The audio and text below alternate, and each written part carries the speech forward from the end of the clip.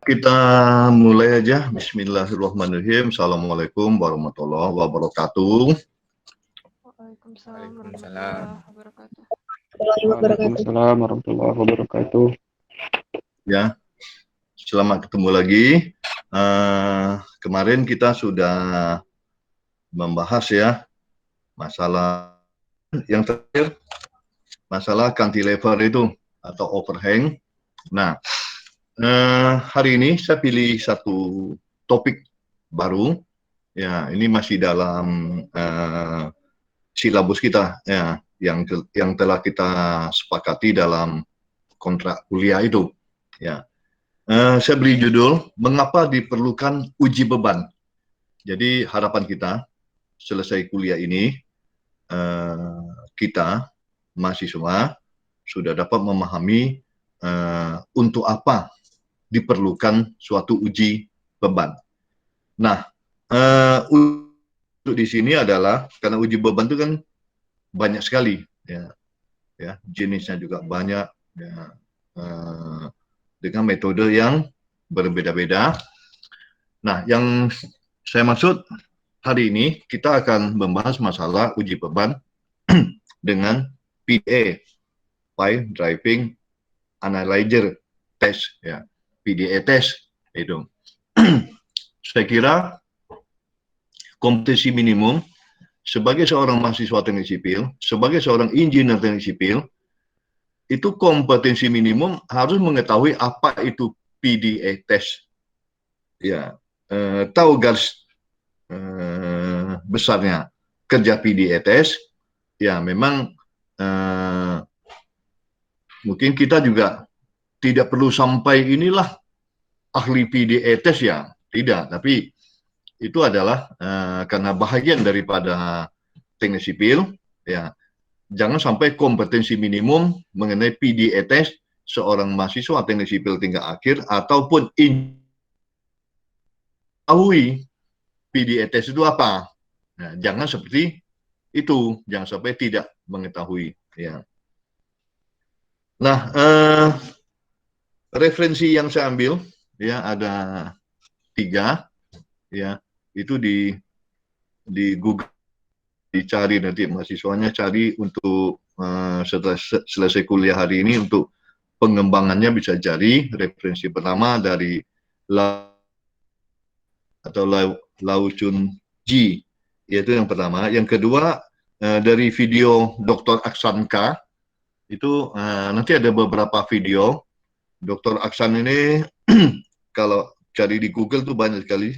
Beliau ahli geoteknik, terutama PDA.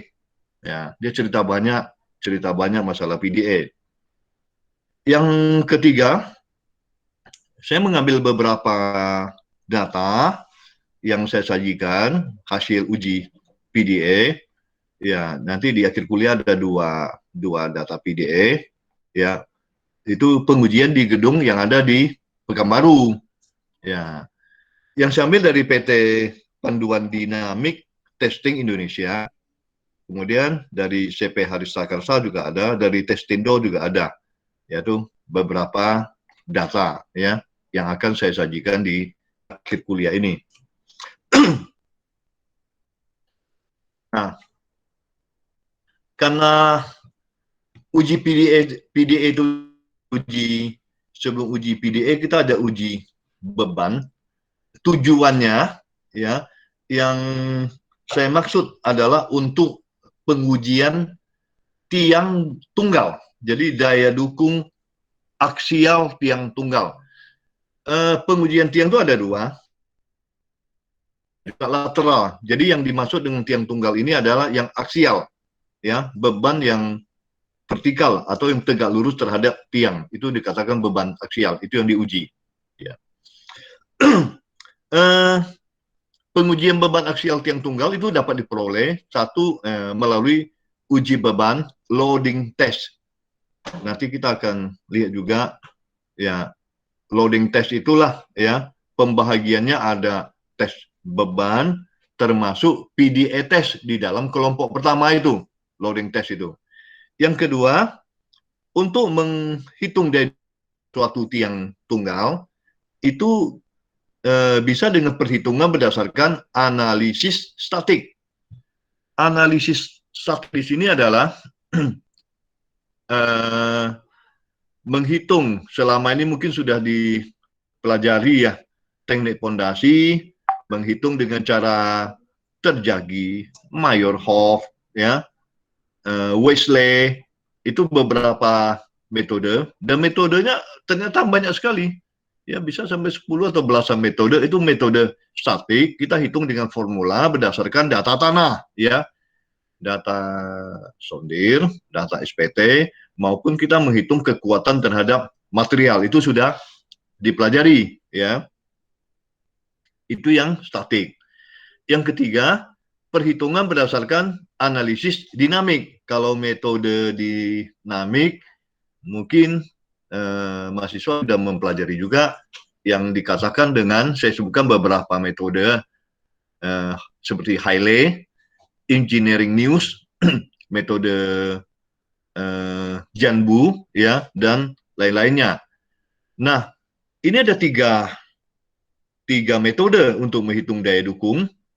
Apa sih perbedaannya? Yang tiga ini dulu, sebelum kita masuk ke PDA-test itu.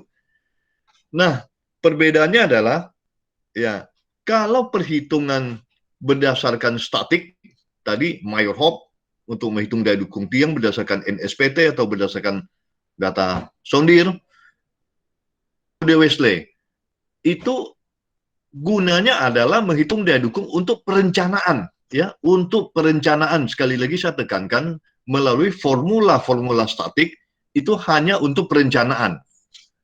Ya. Berarti akurasinya bagaimana? Ya, sebatas perencanaan. Ya. Itu bukan daya dukung yang sesungguhnya. Jadi jangan kita berharap menghitung berdasarkan data sondir atau data SPT, kita mendapatkan daya dukung yang sesungguhnya. Tidak seperti itu. Ada daya dukung yang akurasinya lebih tinggi daripada metode statik, yaitu metode dinamik. Metode dinamik itu diambil data ketika pelaksanaan, ketika pemancangan. Misalkan kita mengambil kalen ring daripada tiang panjang, kemudian kita menganalisis daya dukungnya dengan formula Haile, ya, Engineering News. Itu tentu akurasinya lebih tinggi. Ya. Kenapa lebih tinggi? Karena memang tiang yang bersangkutan, dari data tiang yang bersangkutan kita analisis, sedangkan metode statik yang nomor 2 tadi, ya, itu adalah berdasarkan sampel uji surface sondir SPT, itu pun pada titik-titik yang mewakili.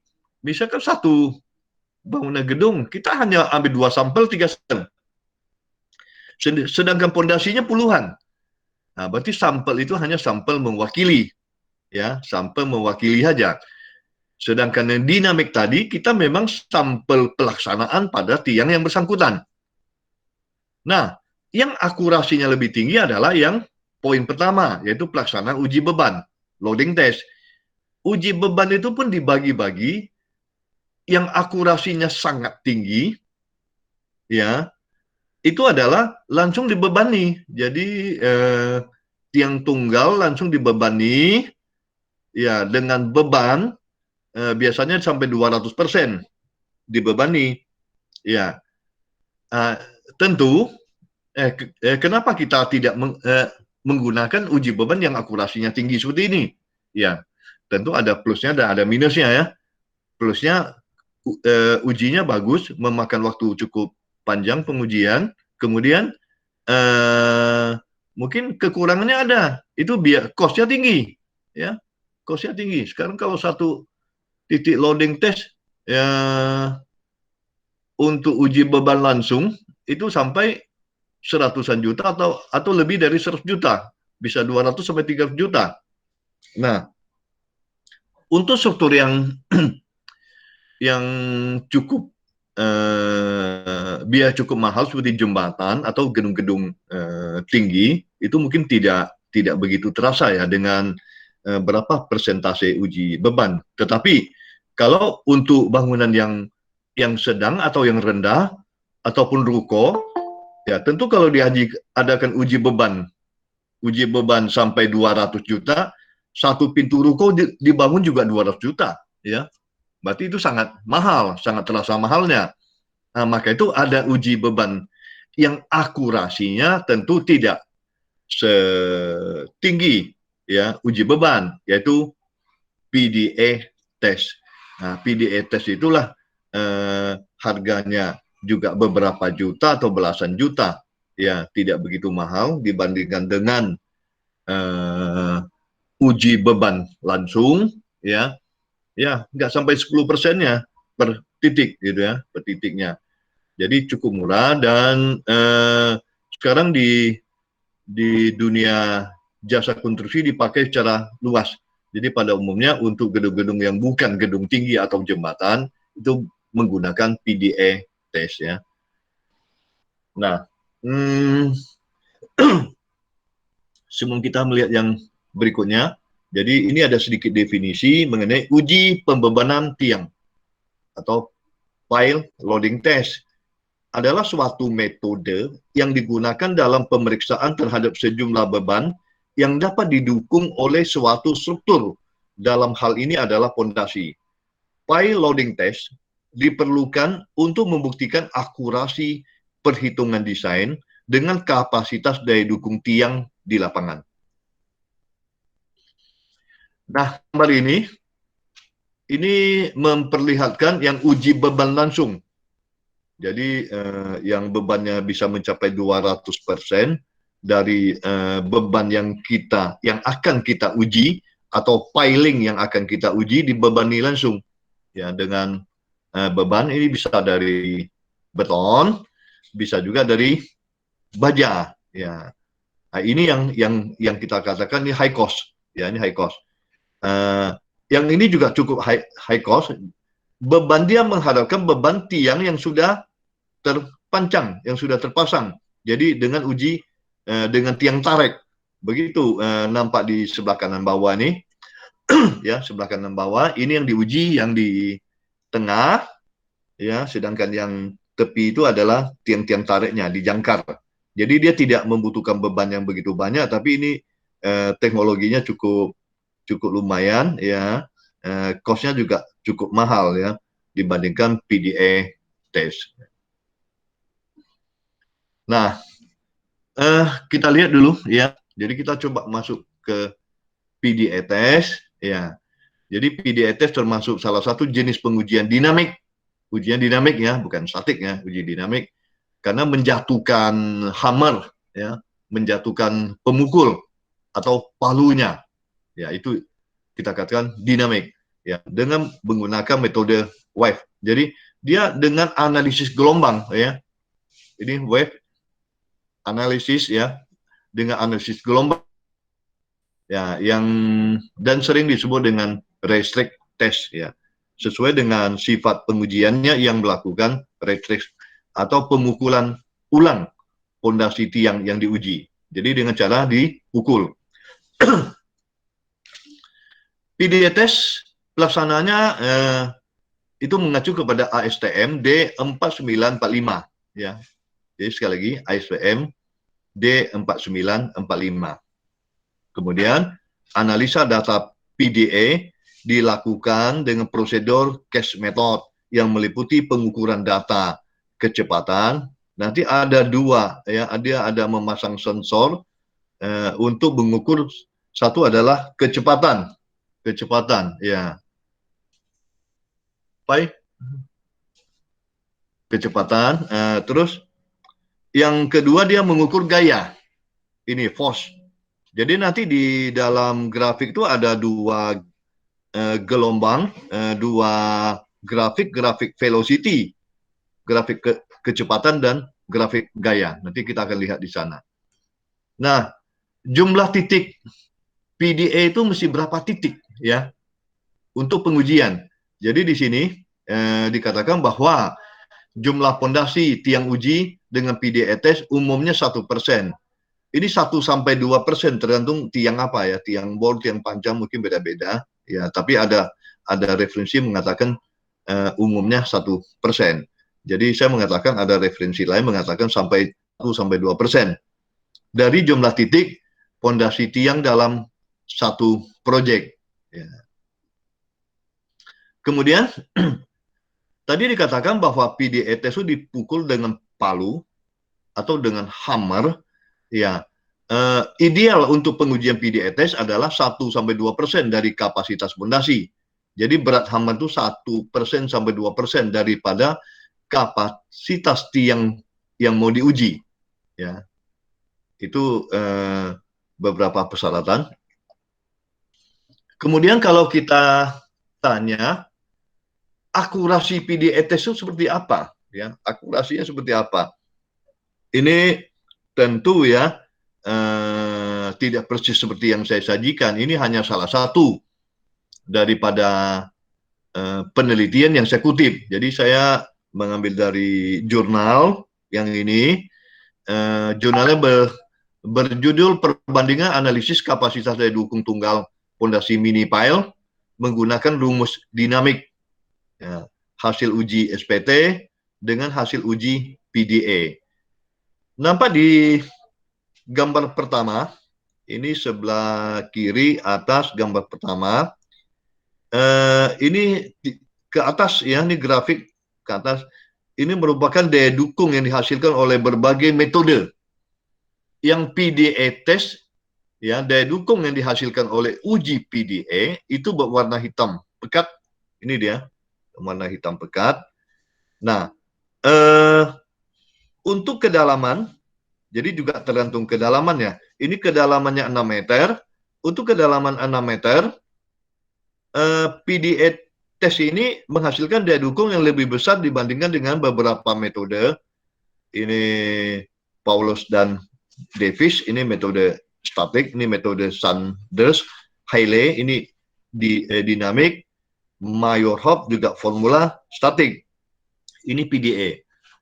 Jadi kalau kita lihat di sini, berarti untuk kedalaman 6 meter, bila kita menghitung dengan Meyerhoff, ya, untuk kondisinya kan berbeda-beda. Untuk kondisi seperti penelitian ini, berarti bisa dipertanggungjawabkan.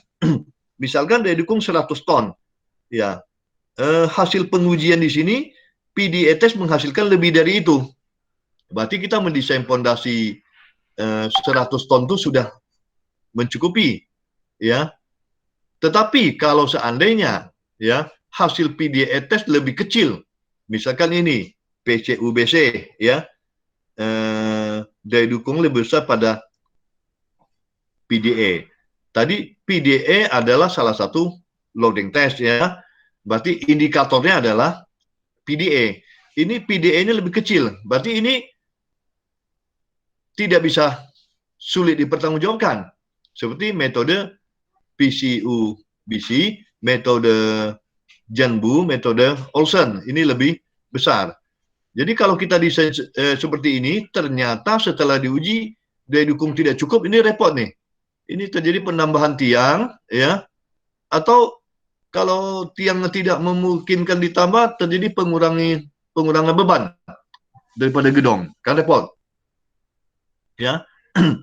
Maka itu kalau kita ingin menggunakan formula-formula ini yang di atas PDA, ya, ini berdasarkan penelitian ini, ya, ini perlu dikalikan suatu faktor atau koefisien yang kecil dari 1. Ya, mungkin kalau PDA-nya 85%, kita gunakan harus di bawah 85% terhadap PCUBC, ya. Jambu berapa persen? Nanti di bawahnya. Cuma namanya tanah, ya. Ini kan tergantung jenis tanah yang bersangkutan. Mungkin di lokasi lain, ya, dengan jenis tanah yang berbeda, ya. Jangankan jenis tanah yang berbeda. Saya masih ada satu grafik untuk jenis tanah yang sama, ya, tetapi kedalamannya berbeda, sudah terjadi perbedaan. Ya, yang sebelah kanan. Kita lihat grafik diagram batang di sebelah kanan ini.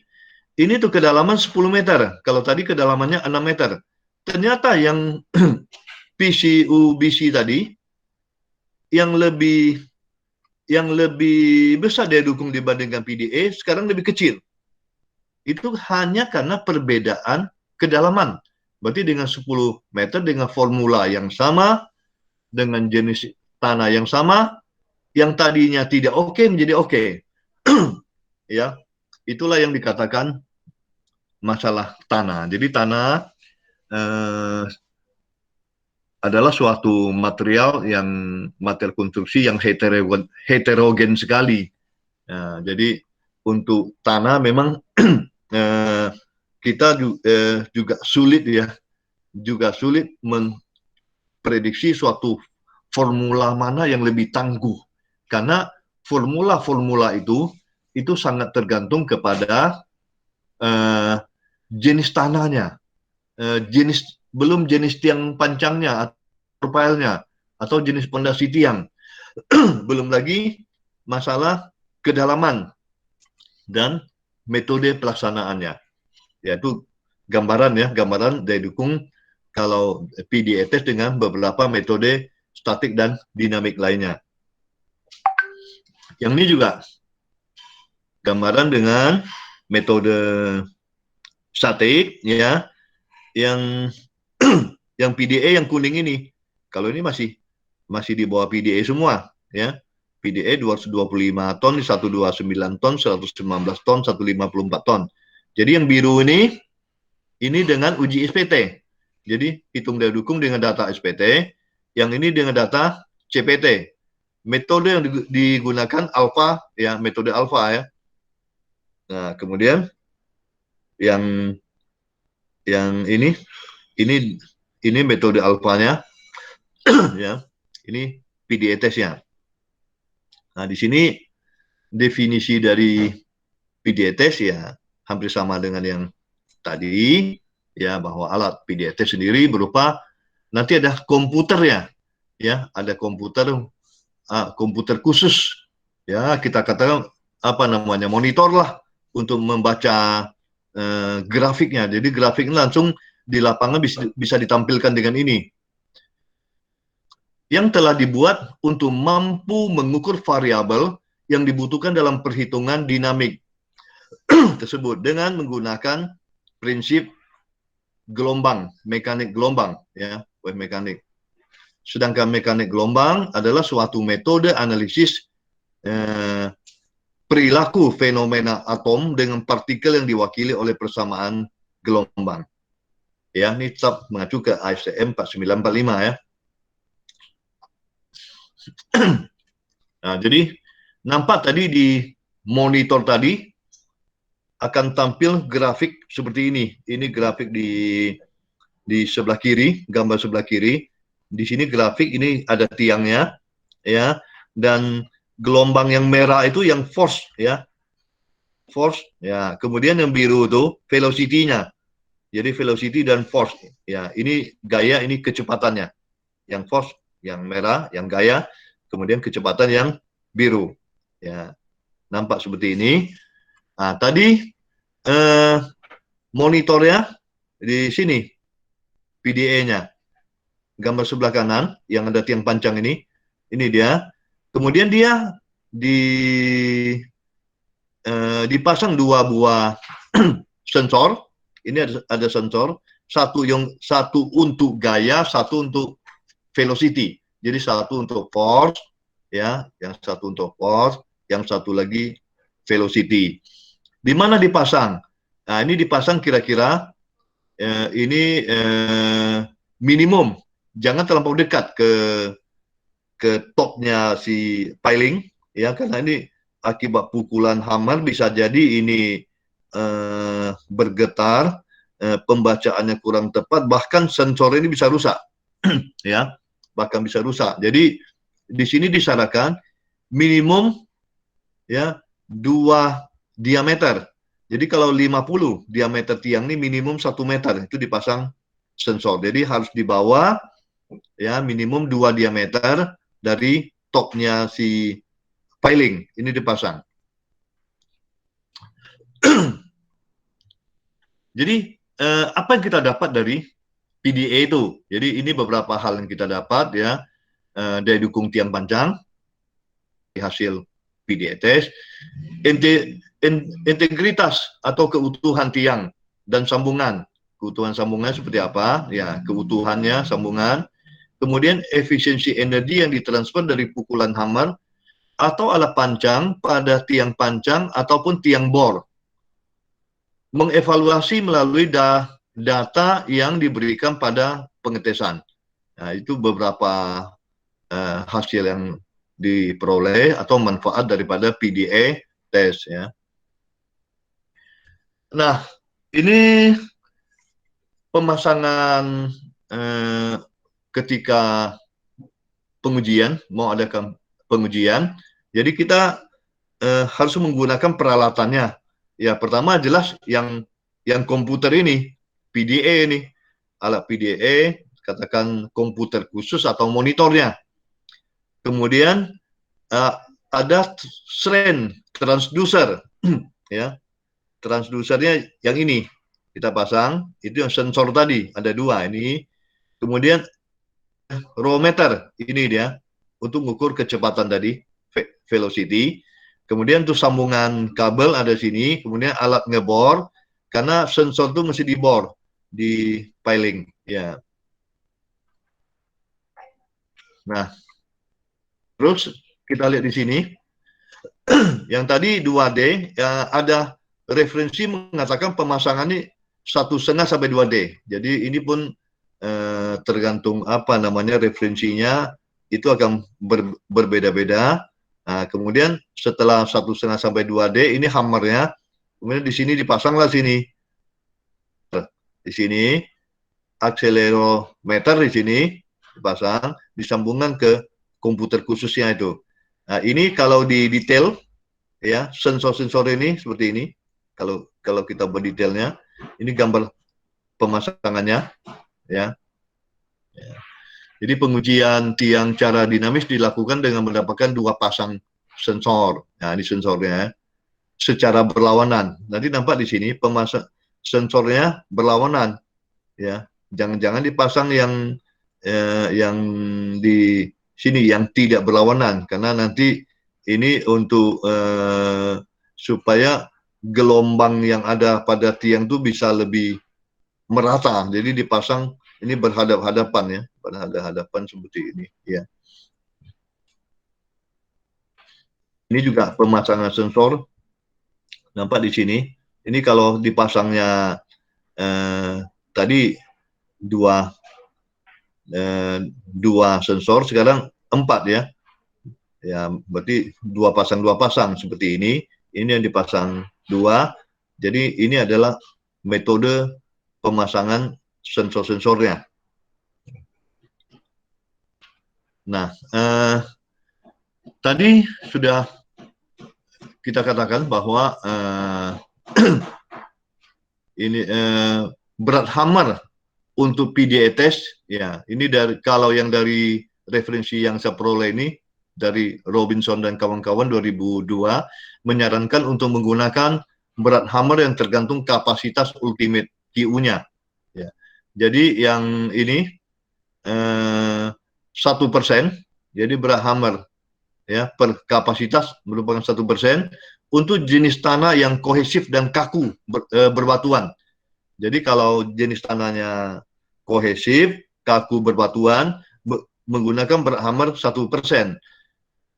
Untuk berat hammer 1,5% itu digunakan untuk tiang friksi. Jadi tiang friksi pada umumnya menggunakan berat hammer 1,5%. Bahkan ada menggunakan berat hammer sampai 2%, itu untuk pondasi tiang bor dengan jenis tanah dari dukung ujungnya, tanah yang berbutiran besar. Ya. Dan tinggi itu antara 0,25 sampai 1,5 meter. Ya, sedangkan jumlah piling yang diuji ini yang tadi saya katakan 0,5 sampai 2%.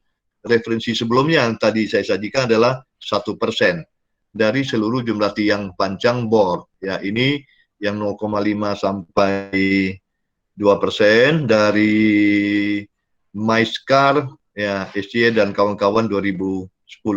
Jadi ini kelihatan di gambar ini macam-macam jenis hammer, ya, jenis hammer, jenis kerangka untuk pengujian pun bermacam-macam, ya, seperti ini bermacam-macam.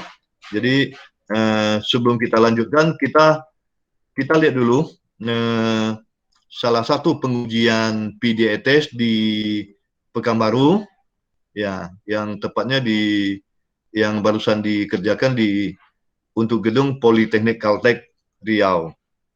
Kita saksikan bersama, ini ada videonya.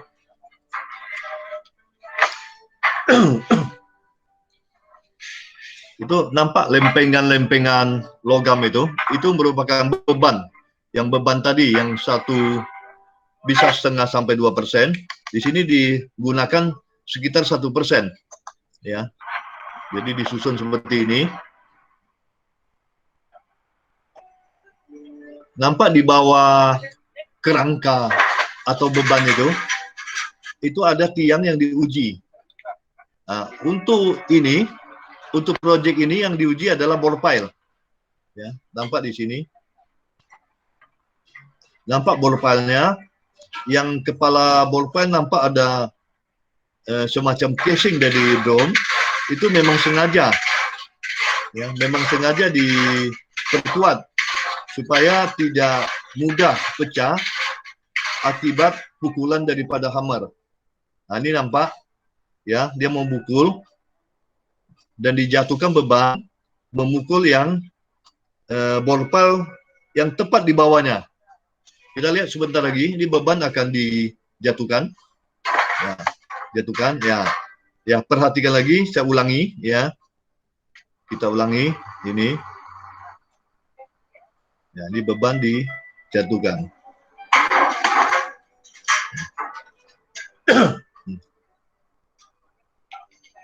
Nah, ini yang komputer khusus ya. Komputer khusus, monitor.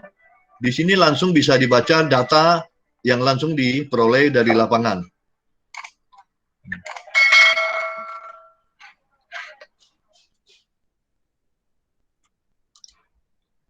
Ya, video ini bisa ditonton, ada di akun YouTube saya, atau nanti sehabis kuliah akan saya berikan juga, saya kirim ke WA group, ya ada, ya. Ya, kita teruskan. Tadi sudah melihat metode pelaksanaannya, PDA test dari sini. Nah, monitor khusus tadi, kita akan dapat data seperti yang sebelah kanan ini, ya. Sebelah kanan ini ada kalau ini menggunakan diesel hammer, ya, bukan hammer yang tadi. Tadi hammer yang tadi adalah drop hammer. Hammer itu yang dipukul, ya, dengan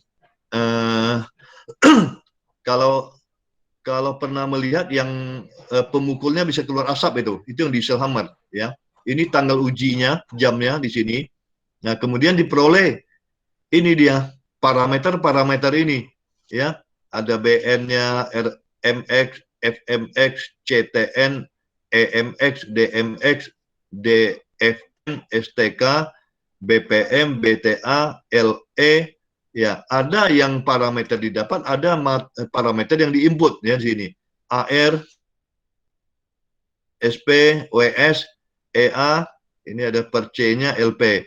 Ini apa sebenarnya, ya? Apa? Jadi kita lihat di sini ada keterangan, ya. Ini keterangannya. BN ada pukulan, RMX adalah daya dukung tiang. Jadi daya dukung selalu dikatakan daya dukung PDA, ini yang RMX itu langsung diperoleh di lapangan ketika diuji, dapat dibaca langsung di komputer khusus yang tadi itu. Ya, dapat dibaca besarnya daya dukung PDA.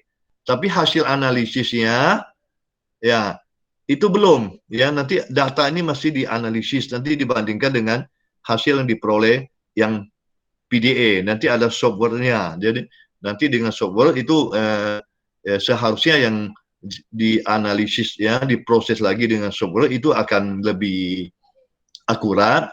Biasanya selisihnya tidak begitu jauh, ya, selisih tidak begitu jauh. Nanti kita akan lihat juga. Kemudian gaya tekan maksimumnya FMX, gaya tekan maksimum, CTN, gaya tarik maksimum. Jadi kita harus memperhatikan juga nih gaya tarik. Misalkan kita ingin menggunakan beton 25 MPa, ya, 25 MPa, tegangan tariknya kan sekitar 10%. Ya, berarti 2,5. Hasil CTN ini tidak boleh terlampau besar. Jangan melebihi 2,5 MPa karena betonnya akan hancur kalau tegangan tarik. Untuk contoh ini CTN-nya tidak ada, CTN-nya 0 ya. CTN-nya 0 di sini, nampak sini. Yang daya dukung PDA-nya di sini 215 ton di sini. Jadi daya dukungnya 215 ton. Kemudian ini energi maksimum yang ditransfer AMX. Nah, kita lihat sini AMX-nya 2,78. Kalau perkaliannya dengan hammer sekitar 3 ton meter, ya. Seandainya daya dukung sudah mencukupi, ya sudah, ya. Berarti ini energinya sudah cukup maksimum juga. Tetapi kalau seandainya tadi RMX-nya baru 100 ton, energinya baru setengah ton, ya berarti bukan daya dukung tiang itu yang tidak cukup, karena energinya kurang ya, karena energinya baru setengah ton. Jadi energi ini gunanya kita bisa pantau apakah energinya sudah maksimum atau belum. Kalau energinya belum maksimum masih bisa dinaikkan energinya. Kalau setengah ton ya tadi tinggi jatuhnya setengah meter kita bisa jadikan 75 cm atau 1 meter. Itu mempertinggi energi sehingga daya dukungnya naik, ya akan ikut naik. Sehingga kita bisa ngecek apakah sudah sesuai dengan daya dukung yang kita rencanakan apa tidak. Ya, kalau energinya sudah maksimum, RMX-nya masih di bawah yang direncanakan, itulah yang dikatakan bahwa memang daya dukung tiangnya kurang. Kalau energinya belum maksimum, energi masih bisa dinaikkan, bisa dengan cara mempertinggi tinggi jatuh, ya, memperbesar tinggi jatuh, atau dengan menambah beban daripada hammer. Jadi memperbesar berat hammer itu bisa juga jadi. Ya. Kemudian penurunan maksimum DMX, ya. DMX di sini 15 mili. 15 mili. Jadi penurunan maksimum yang terjadi di sini 15 mili.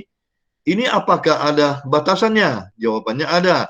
Ini dibatasi 1 inci. Jadi jangan melampaui 25 mili di sini. Kemudian ada DFN, penurunan permanen. Di sini 7 mili. Penurunan setting permanen 7 mili. Ya. Ini pengujiannya bagus ya. Maksimumnya 15 mili. Permanennya 7 mili. Ya.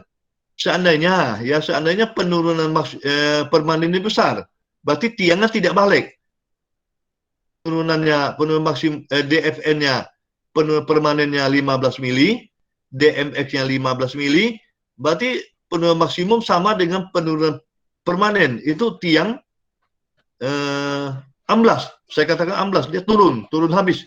Ya. Nah, kalau ini tidak amblas ya, tidak amblas ya. Kemudian tinggi jatuh, ya, STK-nya tinggi jatuh di sini. Ini 2,1 meter tinggi jatuh hammernya. Pukulan per menit BPM sini, ya. Ini 44,4 BPM di sini. BTA nilai keutuhan tiang. Jadi dapat dicek ya nilai BTA di sini, ini 100%, berarti tiangnya utuh. Tiangnya nanti ada tabel yang saya berikan. Kalau BTA-nya di atas 80% itu tidak perlu perbaikan tiang, berarti meskipun tidak 100%, tapi di atas 80% itu cukup bagus. Yang kalau ada kerusakan itu bisa diabaikan. Tetapi kalau nanti di bawah 80% itu bisa ada perbaikan, atau nanti ada yang dikatakan bahwa tiang itu tidak bisa digunakan. Ya kalau nggak salah di bawah 60% atau berapa nanti. Nah, itu bisa dibaca di sini. Terus ini LE panjang tiang instrumen, maksudnya di bawah sensor yang kita pasang. Kemudian LP panjang tiang tertanam, ini diukur dari tanah, dari topsoil, dan ini luas penampang tiang. Nah, kita di sini saya mau tunjukkan bahwa yang LE tadi panjang di bawah instrumen. Ini instrumennya, ya, ini panjang tiangnya. Ini dia, ya. Itu yang LE ya. Jadi di sini LE-nya 9 meter, ini tiangnya tidak begitu dalam ya, 9 meter. Kemudian yang LP itu panjang tiang yang tertanam. Ini permukaan tanah ya. Dari galian kita ingin menguji dari permukaan tanahnya sampai ke ujung tiang itu LP ya. Kita lihat di sini, ini LP-nya berapa di sini LP? Nah, 8 meter ya, LP-nya 8 meter. Ya. Terus kita lanjutkan. Kemudian ada satu koefisien yang berpengaruh terhadap daya dukung. Ini mesti diinput. Yang diinput ke dalam komputer khusus itu yang dikatakan faktor JC atau JC value ya. Faktor JC ini tergantung daripada jenis tanah. Ya, ini apakah ini clean sand ya, itu pasir sudah murni, itu bisa diisi faktor JC-nya 0,4 sampai 0,5 ya, ini diinput ya. Untuk silty sand 0,5 sampai 0,7, untuk seal 0,6 sampai 0,8. Jadi ini jenis tanah di ujung tiang ya, di ujung tiang jenis tanahnya, jenis tanahnya apa? Nah, silty clay di ujung tiang 0,7 sampai 0,9, clay 0,9 sampai 1,2. Untuk clay ya, untuk clay tapi diameter tiang besar itu 1,2 sampai 1,5. Jadi kalau kita lihat di sini ya, semakin jelek tanah, koefisien JC yang kita input semakin besar. Ya, harus semakin besar. Kalau kita menginput JC value yang semakin besar, tentu daya dukung akan semakin kecil. Jadi kalau seandainya ini clay, harusnya kita input 1,2 atau 0,9. Kalau kita input 0,5, daya dukung akan menjadi besar, sehingga nanti ini berbahaya. Aturannya daya dukungnya 50 ton, bisa jadi 80 ton atau 100 ton. Ini berbahaya ya, hati-hati. Kita akan cek juga ya, JC value yang diisi berapa. Coba kita lihat di sini, apakah ada JC value di sini, dia isi. Untuk ini tidak kelihatan, nanti saya akan lihatkan ya. Ada yang tampil, ini kayaknya tidak tampil di sini, nanti saya akan lihatkan ya. Jadi pengisian JC value itu harus sesuai dengan jenis tanah yang ada di ujung tiang. Nah, tentu ya kita berikutnya ya ingin tahu ya, ada pengetahuan membaca grafik ini. Grafik ini apakah itu grafiknya pengujiannya sudah bagus, apakah ada yang tiang kurang bagus bisa disebabkan oleh jatuhnya tidak simetris atau sensor yang kurang bagus ya. Ini juga tidak ada JC-nya ya, JC value tidak ada. Nah, untuk pengetahuan membaca grafik, saya sudah sediakan ya beberapa video dari Dr. Aksan K. Ini biar pakar PDA yang menyampaikan. Jadi kita saksikan bersama ya apa yang disampaikan oleh pakarnya ya pakar PDA-nya. Ini yang pertama, video yang satu ini, cara membaca grafik PDA, ya kata Dr. Aksan, membaca grafik PDA itu mudah. Jadi ini sudah saya kutip juga di akun YouTube saya. Kita saksikan yang video pertama ini dulu. Ya. Bismillahirrahmanirrahim. Assalamualaikum warahmatullahi wabarakatuh. Sahabat Struktur, selamat ketemu lagi dengan saya, Roni Ardiansyah, dalam rangka membagi-bagi kisah struktur dalam ilmu teknik sipil. Nah, kali ini saya akan menyampaikan sepenggal masalah struktur seperti berikut ini. Ya, saksikanlah dan tontonlah. Udah dasarnya. Udah dasarnya itu apa? Cuma ada 3. Ya. Yang pertama itu adalah kondisi di mana tiang itu kita anggap free end. Nah, free end itu seperti apa? Free end itu kalau misalnya kita punya kepala tiang dan dasar tiang gitu ya. Free end itu adalah kondisi di mana si garis biru ini itu akan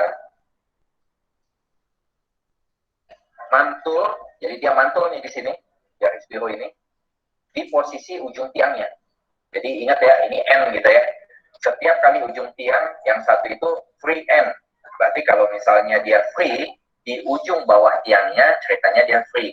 Nah, velocity-nya itu akan naik. Jadi yang pertama, itu free N. Waktu kita berikan gaya ke kepala tiang, maka dasarnya ini akan bergerak. Kalau dasarnya bergerak, maka velocity-nya akan meningkat. Saya nggak akan jelaskan lebih banyak, tapi prinsipnya perhatikan velocity-nya naik, gitu ya, di ujung dasar tiang. Modelnya seperti apa? Modelnya seperti ini.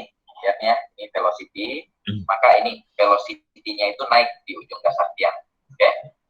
Terus aktualnya seperti apa? Kok bisa dapat kurva seperti ini? Dapatnya itu kalau misalnya kita lihat seperti ini. Ini dites, saya ulang lagi ya. Oke. Nah, ini contoh pengujian free end. Jadi waktu dia dipukul, tiangnya bergerak, end-nya itu jadi kondisinya seakan-akan free gitu. Nah, kurva yang kita dapat seperti tadi, velocity-nya double. Tapi untuk lihat lagi kepada video yang ada di depan kita ini, saya punya satu pesan. Tolong kalau panggil si penguji, jangan disisakan hanya satu tiang gitu ya. Yang lainnya sudah dipotong-potong seperti ini nih. Ceritanya ini file cap yang sudah siap dimasukkan tulangan lah gitu ya, tulangan file cap-nya ya. Tolong jangan ya. Soalnya kalau diambil seperti ini, pestanya bubar. Jadi kalau bisa itu sesudah panjang, segera deh dilakukan pengujian. Jangan dengan gaya keyakinan gitu. Jangan gaya biasanya gitu. Terus bagaimana dengan fixed end? Fixed end itu sebaliknya. Kalau yang tadi itu velocity yang double, sekarang itu si force-nya double di ujung tiang. Jadi kita lihat ini ya. Nah, sekarang si force nih yang double. Modelnya seperti apa?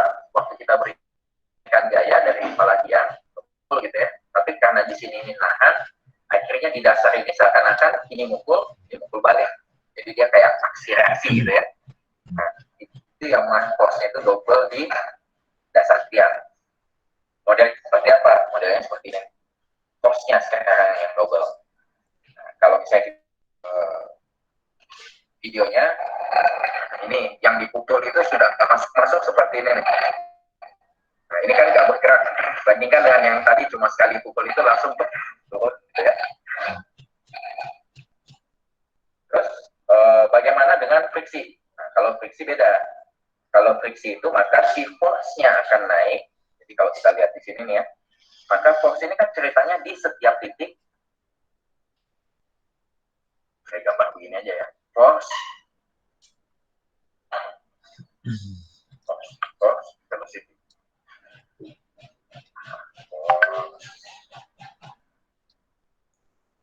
Kemudian velocity.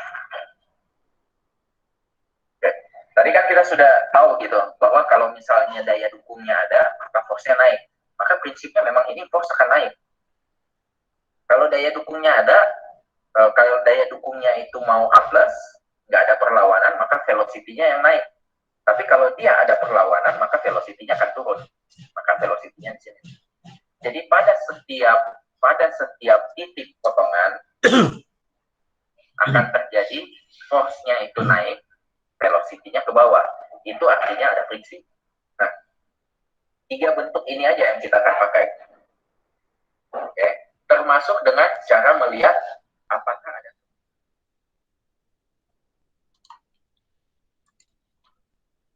Ya, tadi kita ada saksikan video pertama membawa grafik ya hasil daripada PDA test langsung dari pakarnya. Tadi kan dikatakan bahwa tiang yang free end itu masih bisa turun kalau velocity-nya yang biru tadi itu yang di atas ya. Kemudian yang force kalau di atas itu tiang sudah tidak turun. Itu force yang di atas yang yang grafik yang merah ya. Kemudian kita akan juga menyaksikan ini video kedua. Nah, video kedua ini tadi saya mengatakan ada BTA. BTA itu kalau 80% ke atas kan masih bagus ya. Tetapi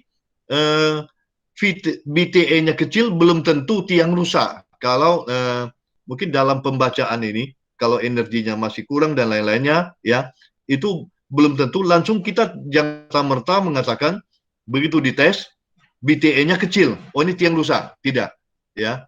Jadi di video berikutnya akan menjelaskan penjelasan tentang false BTA ya. Apa itu false BTA? Coba saksikan video yang kedua ini.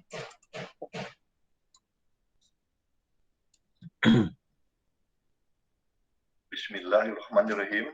Assalamualaikum warahmatullahi wabarakatuh. Sahabat Suto, selamat ketemu lagi dengan saya, Roni Ardiansah, dalam rangka membagi-bagi kisah Suto dalam ilmu teknik sipil. Nah, kali ini saya akan menyampaikan sepenggal masalah struktur seperti berikut ini.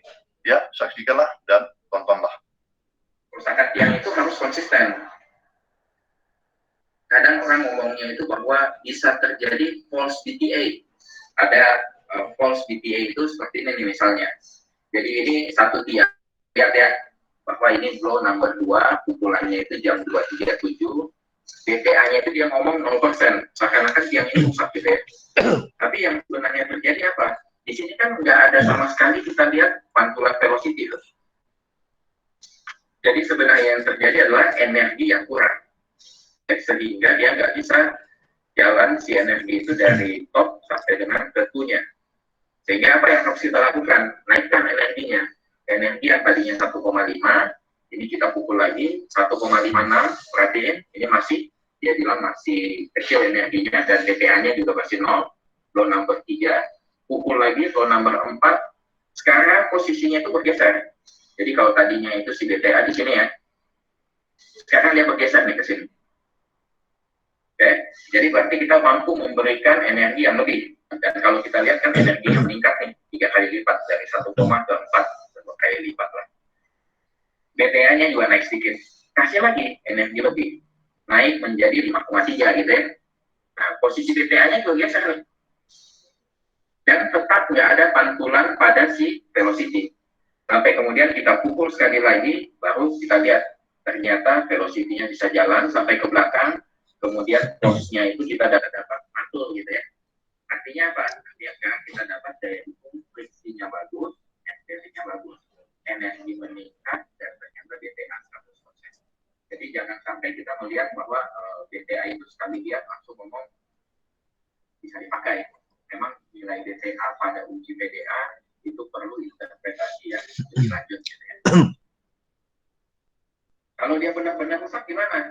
Modelnya seperti ini. Ini sama yang saya pakai contoh tiang bor. Kalau misalnya dia benar-benar rusak ya, ini pukul. Nah, kita kan lihat nih velocity-nya ini mulai naik gitu kan. Nah, di sini ini dia makin nih. Tuh, velocity-nya nongol. Nah, itu berarti kerusakan yang benar-benar terjadi. Tingkat keyakinan gimana? Yakin banget. Makanya kita lakukan, ada yang nanya ya, wah, lebih baik kita punya PDI deh. PDI itu kan kapan kita akan benar-benar dia bisa dapat uji integritas. Tapi karena ada permintaan langsung PDI yang kita tes, dan itu memberikan hasil yang sama. Jadi confirm lah. Jadi selama dia pada beberapa case memang itu semuanya sama lah. Malahan ada yang berusaha untuk tetap kita mau lanjutkan. Jadi kita udah dapat ini ada potensi di bawah sini. Ya lah, pokoknya tetap kita mau tes inisial ya. Akhirnya di tes ternyata gagal. Setelah itu tetap maunya itu pokoknya saya mau di hasil gimana? Ya, tadi yang BTA tadi BTA-nya kecil, belum tentu tiangnya rusak ya. Ya, kalau tadi dikatakan bahwa kita memperhatikan grafiknya karena grafiknya belum ada pantulan. Ya, setelah diuji ulang ada pantulan, BTA-nya pun naik ya, dan energinya saat itu juga masih kecil. Ya, itu yang video yang kedua. Kemudian di video ketiga kita akan melihat ya stress ya in pile. Jadi tegangan pada tiang seperti apa? Ya, kita saksikan video yang ketiga ini. Ya. Bismillahirrahmanirrahim. Assalamualaikum warahmatullahi wabarakatuh. Sahabat struktur, selamat ketemu lagi dengan saya, Roni Adielsa, dalam rangka membagi-bagi kisah struktur dalam ilmu teknik sipil. Nah, kali ini saya akan menyampaikan sepenggal masalah struktur seperti berikut ini. Ya, saksikanlah dan tontonlah. Yang seperti apa? Kalau kita lihat di sini ya, tegangan tarik ini kan tiang beton ya, dia sebaiknya nggak mengalami tegangan tarik. Ini waktu dipukul tegangan tariknya itu sudah mencapai 2,5. Okay. Tapi tetap dilakukan, dilanjutkan, akhirnya terjadi apa? Tadi ingat ya, bahwa kalau misalnya ada pre-end atau ada kerusakan pada tiang ini, maka velocity-nya tiba-tiba double. Jadi ini tiang yang sama, yang tadinya itu force-nya yang naik. Artinya kan tadinya itu tiangnya sudah mulai mau ujungnya gitu ya. Tapi tiba-tiba karena nggak ada yang perhatiin si tensionnya ini, akhirnya terjadi tegangan tarik berlebih. Bisa dilihat di sini tensionnya tiba-tiba naik jadi 13 ampere. Nah itu artinya si tiang itu langsung mengalami gaya tarik berlebih. Okay. Jadi itu bisa dilihat. Terus apalagi yang bisa kelihatan pile displacement?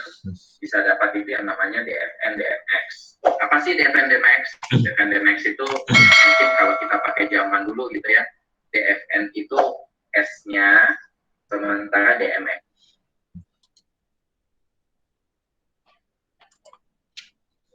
Ya, tadi sudah kita saksikan juga ya. Ya, saya lanjutkan lagi untuk video berikutnya, hammer performance. Nah, jadi apa kata pakarnya? Kita saksikan bersama-sama ya.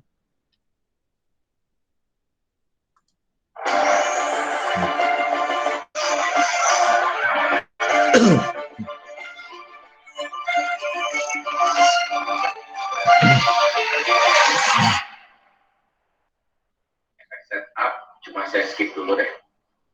Hammer performance ini juga kelihatan bahwa oh ya ini ada yang rusak. Jadi begitu ada rusak, si penguji itu tahu deh, oh ini ada rusak nih. Jadi apa yang harus dilakukan? Kita tahu bahwa ini kemungkinan besar dari kupa ini, kita tahu bahwa hammer dan tiang tidak berada pada satu alignment yang sama. Maka itu perlu dilakukan perbaikan. Nah, sesudah dilakukan alignment, fungsional kembali. Bagus, ininya nempel dengan cakep gitu. Oke, sampai kepala tiang. Terus juga kalau ada sensor yang rusak nih, itu langsung kelihatan. Jadi tinggal makin rusak, nanti perbaiki. Sesudah dia bagus, kembali hasilnya efeknya juga bagus. Oke. Jadi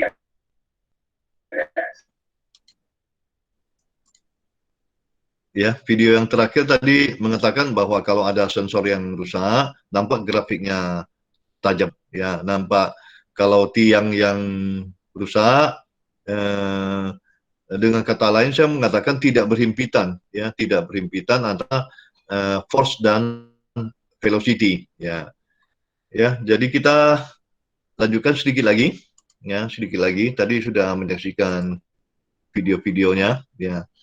Kita saksikan bahwa untuk slide berikut ini kita melihat analisis data PDA test ya. Ada 3 analisis data yang akan dilakukan, yaitu data daya dukung ultimate, QU dari hasil CPT dan SPT. Nanti ini yang dikatakan analisis statik tadi dihitung berdasarkan data tanah. Ya. Kemudian perbandingan dengan daya dukung ultimate RU dari hasil PDA test ya. Jika QU lebih kecil pada RU, maka daya dukungnya tidak aman ya. Tetapi bila QU ya lebih besar pada RU, maka daya dukung tiang yang tadi aman, ya, yang tadi aman. Ini yang kalau di QU SPT lebih tinggi pada PDA, ini yang tidak aman. Jadi tadi seperti grafik yang saya tampilkan, selagi dia hasil ujian lebih kecil pada PDA, dia aman. Ya, yang kedua BTA tadi, ya, BTA menganalisa integriti daripada tiang atau BTA dari hasil PDA test. Jika hasil BTA-nya besar 80%, maka tiang tidak banyak mengalami kerusakan. Tetapi jika BTA lebih kecil pada 80%, maka terdapat kerusakan serius pada tiang. Kemudian menganalisa data penurunan maksimum yang DX tadi dan penurunan permanen DFN. Jika hasil DX lebih kecil pada SF atau DFN lebih kecil pada SP, maka penurunan tiang masih dalam batas toleransi. Tetapi jika DX lebih besar pada SF atau DFN pada SP, maka penurunan tiang yang terjadi berlebihan sehingga kurang aman. Ya, nampak di sini hasil pengujian BTA-nya 100% ya, 100% ya. Nah, tabel ini saya ingin menyampaikan bahwa kalau dalam formula statik, ya, itu kita menghitung dengan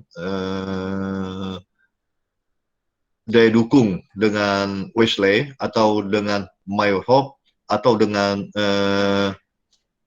terjagi dan lain-lainnya. Itu ada faktor keamanan ya. Yang statik ada faktor keamanan yang biasanya untuk fondasi tiang menggunakan faktor keamanannya 3. Untuk PDA test juga ada faktor keamanan karena hasil tes PDA itu adalah hasil yang hasil uji ultimate ya, ultimate. Kalau kita ingin menghitung daya dukung izinnya berapa dari pengujian PDA, kita harus mengambil suatu faktor keamanan. Jadi saya dapat dari beberapa referensi, sudah tuh mungkin sudah koordinasi dengan beberapa pakar. Ya, saya lebih setuju menggunakan faktor 2,25 ya, ini dia. Jadi yang untuk dynamic test ya 2,25. Kemudian ini juga ada satu lagi referensi ya yang menggunakan 2,25 ya. Ini dia ya. Jadi tujuan tabel tampilkan ada pengambilan faktor keamanan atau safety factor PDA. Nah, berikutnya saya tampilkan 2 hasil uji untuk 2 proyek yang ada di Pekanbaru ya. Yang pertama itu dilakukan oleh CVHK Pekanbaru pada proyek rumah sakit. Ini rumah sakitnya 5-6 lantai ini ya. Menggunakan pondasi bor pile 500 sampai 600 mili. Kedalamannya adalah 35 sampai 40 meter. Lokasi Soekarno-Hatta, Pekanbaru. Ini pengujiannya dilakukan 5 Oktober 2017. Tabel ini saya tampilkan resume daripada hasil tesnya. Jadi selalu dia tampilkan resume seperti ini. Ya mungkin berbeda perusahaan, berbeda jenis alat PDA, dia penampilannya berbeda. Hari ini saya tampilkan 2 ya, 2 jenis resume yang berbeda penampilannya, cuma dalam prinsipnya dia sama ya. Yang pertama ya, ini daya dukung dari PDA. Nampak di sini untuk tiang as B42 diameter 60 ini 400 ton ya dari hasil PDA yang dibaca di RMX tadi, di RMX ini. Kemudian di D62 257 ton, as A73 408 ton, ini diameter 60, kemudian as 9 D92 itu diameter 50 259 ton. Kemudian di sini ada CAP-WAP ya. CAP-WAP ini adalah softwarenya, programnya daripada PDA. Jadi data yang diperoleh diproses di program di sini. Inilah hasilnya. Kecuali penurunan ya, bisa dibaca langsung ini. Ya, ini di diproses. Setelah diproses, ya, didapat daya dukung CAP-WAP adalah 399. Jadi tidak begitu besar perbedaannya. Di PDA tadi 400 ton, jadi 399. Dan di hasil analisis CAP-WAP itu dia breakdown, ya, dia breakdown menjadi tahanan friksi, ini friction, akibat friction, akibat tahanan ujung. Nah, kalau di sini besar sekali yang tahanan friksi, ya, dibandingkan tahanan ujung. Yang friksi 313,4 ton, yang tahanan ujung 85,7 ton. Ini kalau di jumlah 399 ton. Ini dia penurunan yang maksimum terjadi 14 mm di sini. Begitu juga yang data-data seperti ini. Jadi kita lihat di sini, ya. Nah, ini yang CAP-WAP, ini dia, ya. Nah, yang 400 ton tadi, kita dapat baca langsung di grafik. Jadi di komputer khusus dapat dibaca di lapangan. Jadi ketika di lapangan ini sudah bisa kita baca. Ini 400 ton, ya. Ini 400 ton, ya. Nah, cuma di sini, ya. Di sini saya beri tanda kuning ini adalah catatan, ya, catatan. Bila terjadi seperti ini berarti tadi amblas, ya. Nah, ini bisa disebabkan tiang, apakah benar tiangnya amblas atau, ya, ini ada pengaruh sensor yang longgar dan lain-lainnya, ya. Ya, padahal kita mengerjakan tiang yang ini, kita sudah yakin, ya, bahwa sudah uji SPT dan memang itu nilai SPT sudah sangat tinggi. Harusnya tidak mungkin terjadi hal yang seperti ini. Ini bisa diakibatkan oleh pengaruh faktor lainnya atau sensornya. Ya. Jadi harusnya ketika pengujian PDA atau mungkin perusahaan PDA harus memperhatikan hal-hal seperti ini, yang ini, ya. Kemudian di ini saya ingin menampilkan analisis CAP-WAP tadi. Ini dia. Jadi dari analisisnya di sini diperoleh nilai RU-nya itu yang 399, ini dia. Ini peroleh. Nah, inilah hasil analisisnya, dapat nilai sum-nya, jumlahnya yang tadi friction, ya. Untuk friksi 313,4, ini dia. Nah, kemudian yang end bearing-nya adalah 85,8. Ini dia. Nah, ini tahanan friksi, jumlah yang dua ini sama dengan 399 ton ini. Nah, berikutnya saya tampilkan lagi tuh, ya, dari perusahaan yang berbeda. Ini resumenya, ya, dari PT PDTI Jakarta. Ini untuk bahan kantor atau shop di Pekanbaru juga, ya, menggunakan spon pile diameter 300, kedalaman 12 meter lebih kurang, ya. Kemudian Jalan Arengka Pekanbaru, ini pada 2003 nama jalannya masih Arengka, ya. Sekarang Soekarno-Hatta. Ini diuji 29 Mei 2003. Nah, di sini nampak di sini, ya, RA2 ini adalah RMX-nya, ya. RMX-nya PDA dia tampilkan AMX-nya. Kalau tadi dia tidak mentabelkan yang AMX, ya, dan CSX, ya. Kalau ini ada ini dia sajikan. Kemudian yang tadi RU dari CAP-WAP, ya. Kemudian ini ada tahan ujungnya, ini friksinya. Jadi pada prinsipnya sama, ya. Ini displacementnya, penurunannya, ya. Nah, kita tetap memperhatikan yang B21, ya. Ini saya tampilkan juga yang B21 tiangnya, ya. Yang tadi ini dia RA2 di sini, ya. RA2-nya, ya. Jadi ini ada lagi RMX-nya. Jadi yang dia nyatakan bahwa daya dukung adalah RA2 ini di sini. Jadi ini kelihatannya jenis alatnya berbeda dengan yang tadi, yang pertama itu, ya. Nah, kemudian dia nampilkan CSX-nya di sini 200, ya. Dan kita lihat ini yang CAP-WAP di sini, ya, CAP-WAP di sini dia tampilkan, ya, 74,7 itu RU-nya hasil analisis, di mana PDA-nya 83 ton. Jadi lebih kecil, ya. Jadi yang CAP-WAP, ya, kelihatan dari dua data uji ini lebih kecil. Yang tadi lebih kecil sedikit, ini lebih kecilnya lumayan ini. Yang merupakan jumlah dari tahan ujung yang hijau, ini yang hijau, 63 ton, dan GGC-nya merupakan 10,9 ton. Jadi ini tahanan ujung lebih besar, jauh lebih besar pada friksi, sedangkan yang laporan pertama friksi lebih besar pada tahanan ujung. Ya. Nah,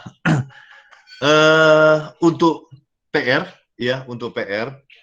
pertama buat laporan singkat tentang metode pelaksanaan PDA test berdasarkan video-video tadi yang di atas, ya, cerita BTA-nya, ya, cerita tiang kalau kerusakan, bagaimana velocity, bagaimana force-nya.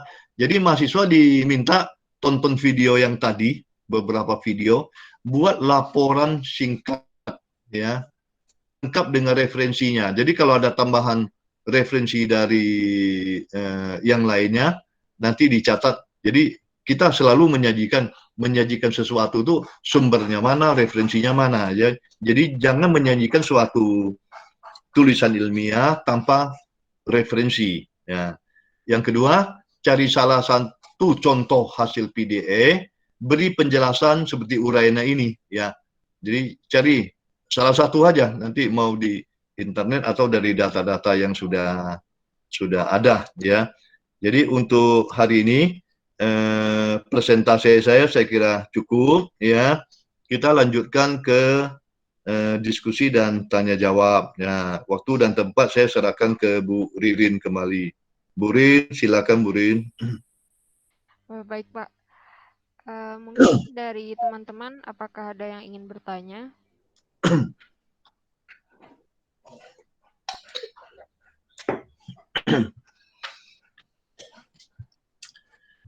Mungkin dari ketua kelasnya dulu itu, saudari Dwi Siwi, ya. Dwi Siwi. Kalau dari saya mungkin nggak ada pertanyaan ya Pak ya. Saya ambil kesimpulan.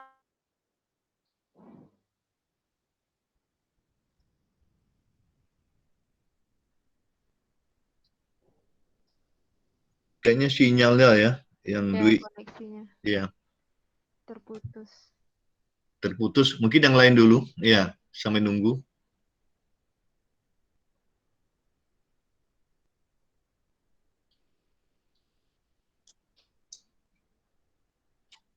Atau komentar dulu, komentar. Materi hari ini bagaimana?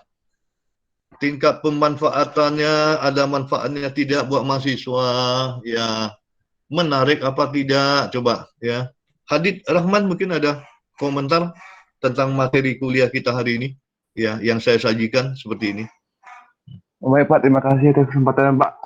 Untuk materinya baik Pak, tapi apa ya Pak? Karena kalau yang saya lihat tadi Pak, kayaknya dalam waktu 2 jam nih agak payah nangkapnya sedikit Pak, karena terlalu ribet nampak tadi Pak. Jadi mungkin dikerjakan tugasnya dulu, agak ditonton ulang-ulang lagi videonya, mungkin baru agak nyambung sedikit Pak. Mungkin itu ya sih Pak. Iya, jadi saudara Hadid tidak mungkin dengan sekali tonton menjadi pakar PDA. Bukan maksudnya kebayang itu Pak, itu gambar pun. Iya. Ya. Iya, betul. Kita menguasai suatu teknologi memang cukup lama. Jadi kita contoh, ya, saya kan sudah puluhan tahun. Jadi pengujian PDA test sudah sekian banyak gitu kan.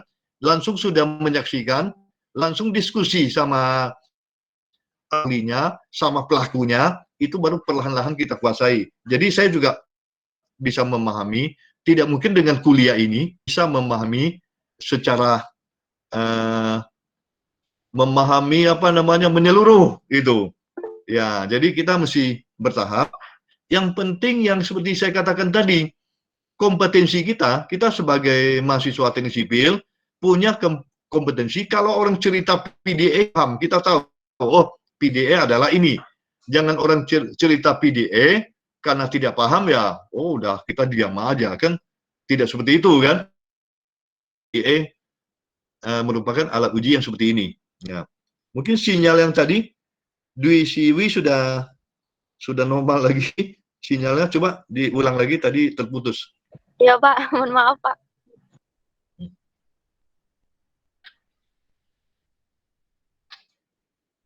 Boleh terusin? Kalau dari saya ambil kesimpulan aja ya Pak ya dari materi hari ini.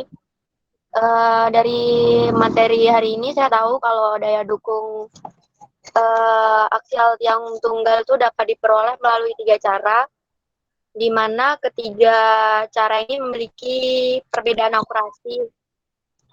Yang pertama itu ada pelaksanaan uji beban atau loading test, di mana tiang tunggal langsung dibebani, jadi memiliki akurasi yang tinggi.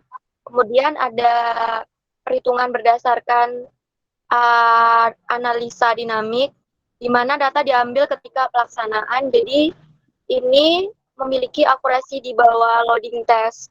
Kemudian yang ketiga ada perhitungan berdasarkan analisa statik, di mana ini menghitung daya dukung melalui perencanaan. Jadi analisa statik ini memiliki akurasi yang paling rendah di antara loading test dan analisa dinamik. Lalu untuk PDA test itu merupakan salah satu loading test di mana pengujiannya ini tiang dipukul dengan menggunakan hammer. Kemudian pada grafik hasil tes PDA ada 3 istilah, pertama free end, yaitu keadaan di mana velocity double, kemudian ada fixed end, keadaan di mana force double, dan yang terakhir ada friction. Pada ini keadaan di mana pada setiap potongan force akan naik, velocity akan turun. Nah, sebenarnya di sini saya kurang paham tadi Pak, velocity double itu menyatakan apa, kemudian force double itu menyatakan apa. Tapi tadi ada Pak Roni sampaikan kalau velocity di atas itu tandanya yang masih bisa turun, sedangkan kalau force di atas itu tandanya yang sudah tidak bisa turun. Mungkin di sini saya pengen minta penjelasan lagi Pak soal force double sama velocity double itu menyatakan apa sebenarnya Pak di di grafik hasil tes PDA itu Pak. Sekian dari saya Pak. Dari Dwi Siwi, seperti itu yang saya harapkan. Dapat menguraikan dengan jelas, ya, dengan sudah mendekati perfect itu. Tadi diuraikan, yang disampaikan semua itu tadi saya dengar itu memang betul seperti itu yang disampaikan. Jadi saya harapkan nanti yang lainnya setelah selesai kuliah, ini kuliah cukup panjang juga ya, apa yang didapat seperti itu. Nah, jadi itu yang betul-betul kita harapkan. Jadi yang dikatakan double tadi ya, saya sambung sedikit, nanti bisa ditonton lagi. Kalau semakin sering ditonton nanti kan tahu ya. Ya, itu kan grafik di atas itu. Jadi grafik sampai di ujung tiang dia naik. Ya grafik. Kalau yang force-nya yang naik itu dikatakan force-nya double.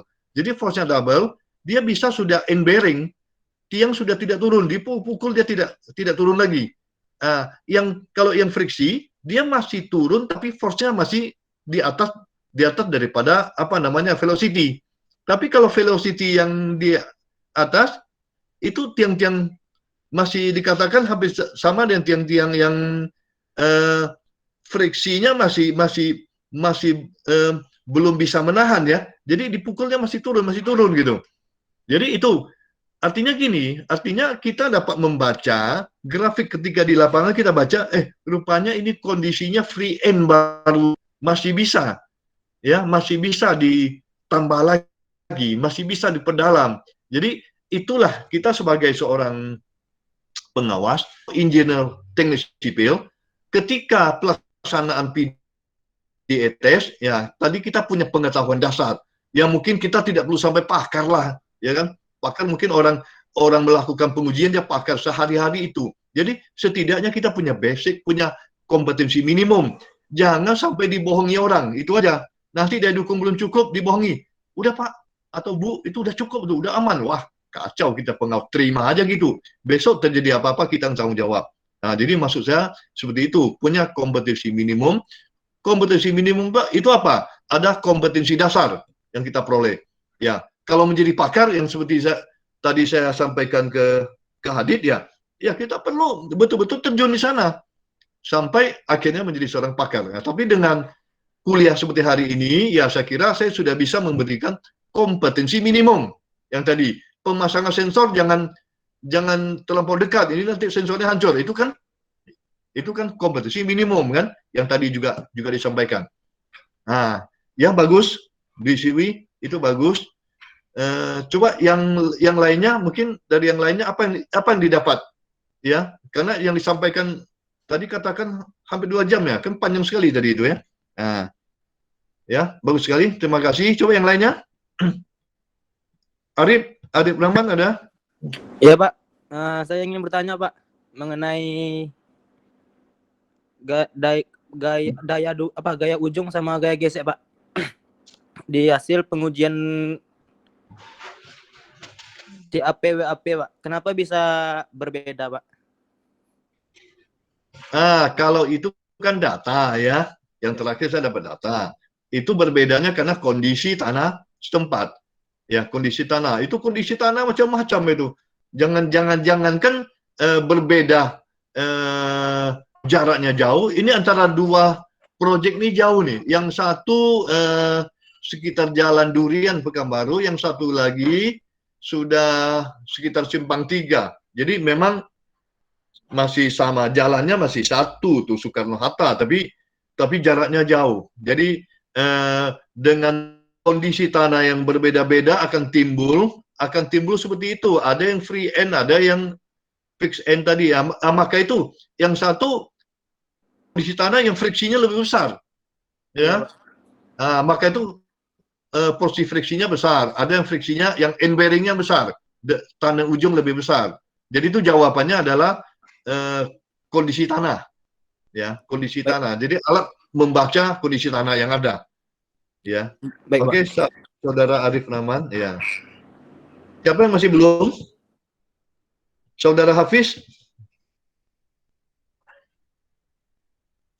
Saudara Hafiz masih ada orangnya? Ya. Tidak ada Pak. Apa yang didapat hari ini? Kalau tidak bertanya, menyampaikan apa yang didapat, boleh.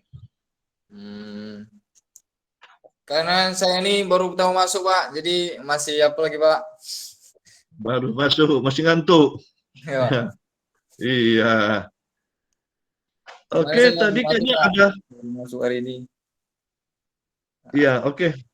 Oke, Saudara Hafiz. Ada 7 orang ya? Kita baru 4 orang, 3 orang lagi. Karena tidak ada namanya di layar saya.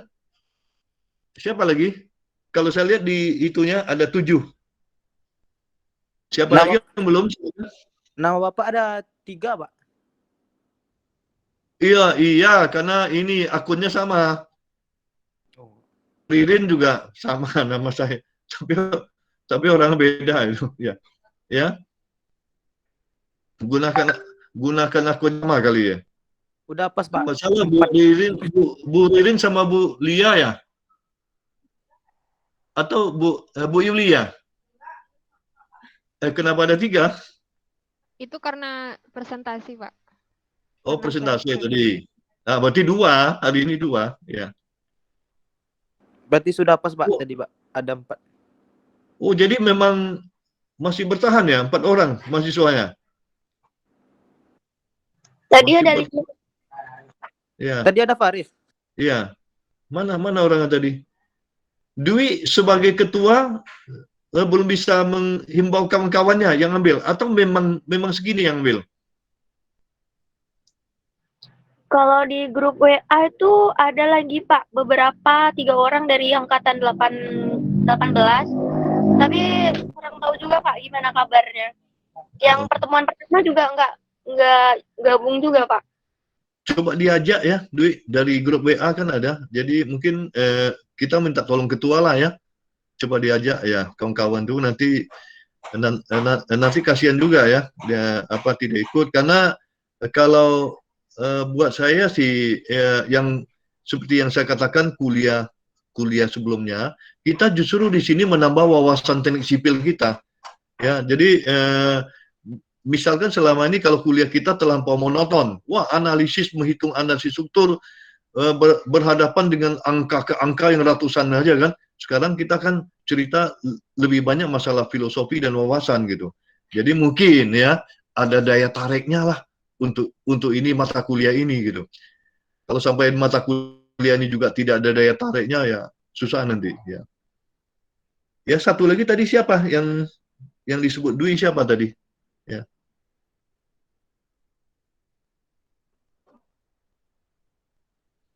Tadi ada Nurfadura, Pak. Cuma mungkin gangguan jaringan juga, Pak. Udah nggak ada di setnya. Gangguan jaringan ya.